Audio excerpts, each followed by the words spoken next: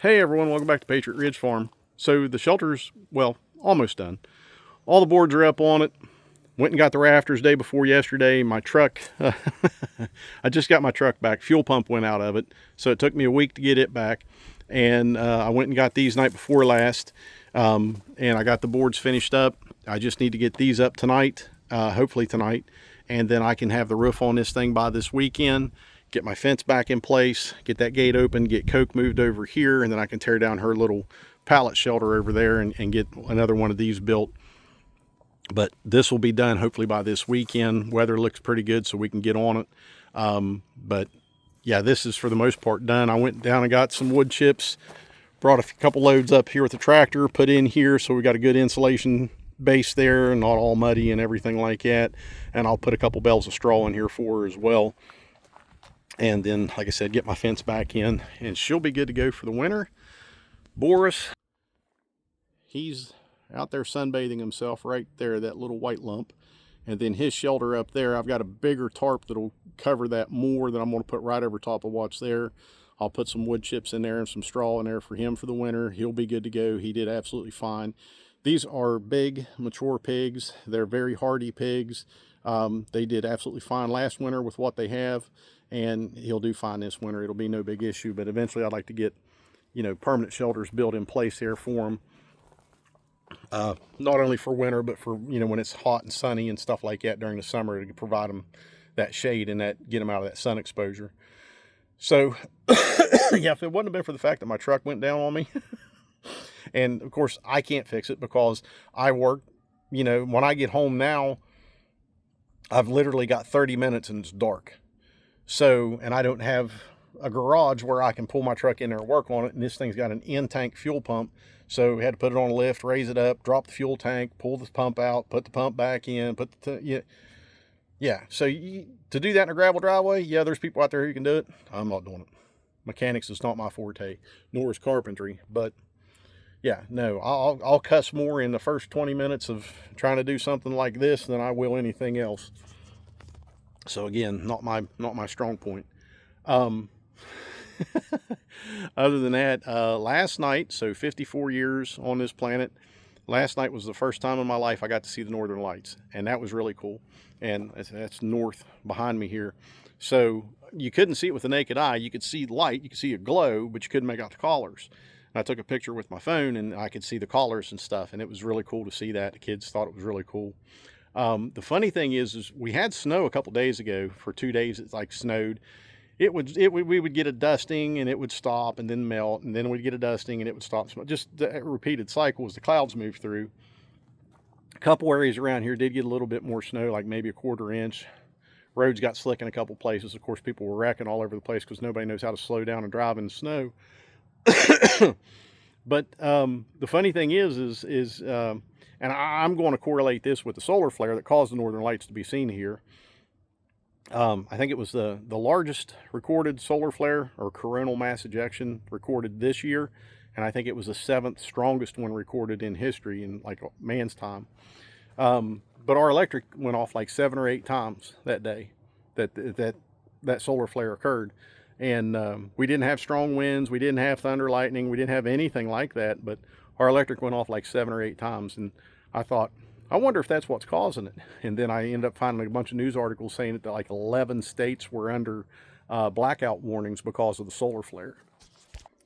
Like New England, some of the Midwest and Western states and stuff like that. I think the closest state to us was New York, and that's like Pennsylvania's between us and New York. So, I can't say that that's what caused it, but I thought it was pretty cool. I was like, oh, just think of that. I said, maybe that's why our electric was going off all, throughout the day and stuff. But yeah, so 11 states were under blackout warnings, and that's kind of scary to think because our infrastructure is crap in this country. It's bad enough in West Virginia, but you look nationwide, and I think if I remember right, I read that there are more transformers in use in the U.S. dated from the 60s than there are anything newer. So yeah, our power grid needs upgraded and updated significantly. But yeah, it was pretty interesting to see that and witness that, and then to have the electric go off like it was doing, and they weren't working on lines anywhere. That was the thing, is that, you know, that could have possibly been from that solar flare, and how that can interfere with electricity and electronics and everything. I think even the kids were saying, like, their tablets, they were trying to watch stuff on their tablets and play games and stuff. They were saying that their tablets were acting kind of funny. So it could be, who knows.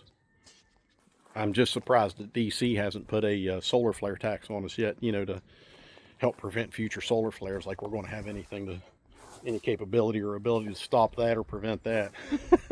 Don't give them any ideas. Matter of fact, I can actually see snow. Let me see if you guys can see it.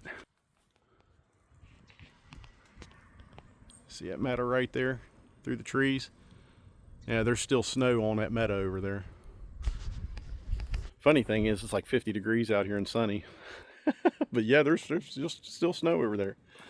Yeah, it was pretty cool. People were freaking out, of course, on social media, and because it snowed in a state that has 4 seasons and it typically snows, and people were freaking out and worried about all that. So, you know, they ended the government shutdown, so people, I guess, had to have something to freak out about afterwards. But, yeah, you know, it is what it is.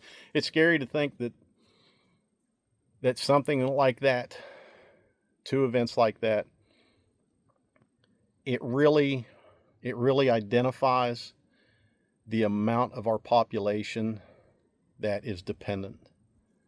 And what I mean by that is dependent simply on their survival, on their ability to eat, on their ability to stay indoors in a shelter, in a home, you know, in a structure. It's scary beyond belief, because the simple thing of a solar flare that has occurred since that sun has been up there burning could wipe out and pretty much turn us back to the Stone Age. I mean, if you want to put it that way, it could send us right back to the Stone Age. And these people that are, and I'm not demeaning. Don't take it that way. I'm not demeaning. I'm just saying. But there are so many people, such a huge percentage of our population, that is dependent on their existence and their survival on government programs like that. That these people are able-bodied, you know, otherwise healthy, capable, that they are that dependent on our government, which is fragile at best, unpredictable. Well, I mean, it's not unpredictable. We know it's going to be a shit show anytime that they're involved in anything. But that many people, and if something really does happen, like a huge solar flare that's going to wipe out our grid, our power grid and stuff, I don't even want to think of the numbers. I don't even want to think of the numbers, and the chaos and the mayhem that will follow. I don't even want to think about it. But yeah, a little bit of snow in West Virginia, and people are freaking out, and you know, it's scary. That's why I try to talk about emergency preparedness more and more on this channel, and try to get people, you know, more engaged in it. If I at least get you thinking about it, that's the best part of it. Because if I get you thinking about it, then you're going to think about it more, and you're going to go to the store and you're going to be like, you know, maybe I ought to grab a couple extra cans of beans, a couple extra cans of Spam, and maybe a couple extra raviolis. You know, if it does that, I've done what I want to do here. So anyways, I'll not get into it too deep, and I'll not, you know, get into my opinions on a lot of this stuff, but I'm telling you, we're not as resilient and fragile as we think we are. I look at just a little weather event like we just had, from a population of people that are born, raised, and descended in this state from our ancestors, who were very hardy and resilient people who made it through unimaginable hardships. And they came out great on the other side, even stronger and more resilient. And we have the population that we have today of able-bodied people who can't go without the internet for an hour, who can't drive when there's a snowflake in the air, who can't go to the grocery store until they get their $187 from their SNAP benefits or whatever. I understand hardships, I really do. I grew up on assistance. You know, single mom raising 3 kids. She was working in the coal mines to make ends meet. And we got that assistance until she couldn't qualify for it anymore. And I learned from that resilience and that independence and that drive. And thank the Lord that I did. But people today, they may not have that influence, but they also don't have that motivation or thought process to do better for themselves. And I hear people more and more, oh, I can't afford to go to school. I can't afford to go to school and get an education. Dude, I couldn't afford to go to school and get an education when I did. I couldn't, but I did. It took me 15 years to pay my student loans off, but I paid them off. And I picked, I picked a job not only that I wanted to get into and that I already had experience in, but I also picked something that I knew was going to be a need, have a need for forever, and that's healthcare. And you don't have to get into healthcare. I know there's some people can't stand a bloody nose and pass out at the sight of blood or whatever, but you can find there's plenty of other stuff out there. There's plenty of other stuff. People just, I don't know, they exist, they breathe, and they occupy. And that's about the extent of their day. And I can't get past that. I can't rationalize that in my brain. But anyways, yeah, I think they're saying we're going to have a La Nina winter, if I remember right. So it's going to get pretty sporty, pretty interesting again. Last winter was really good as far as a lot of snow, a lot of cold, and a lot of hardship just here on the farm doing my farm chores and stuff. But man, if it gets as bad this year as it did last year, and our population continues to just be as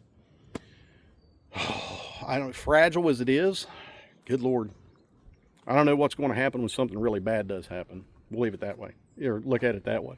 Anyways, all right, got more to do.